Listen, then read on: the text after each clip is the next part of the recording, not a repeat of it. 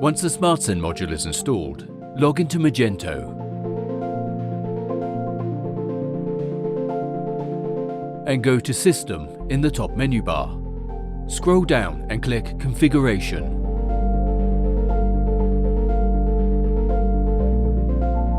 Click on Shipping Methods in the left side menu.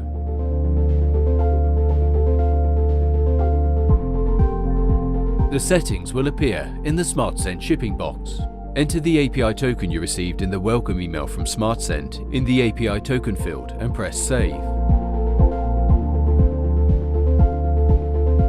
Once the API token is saved, then press the button Validate API Token.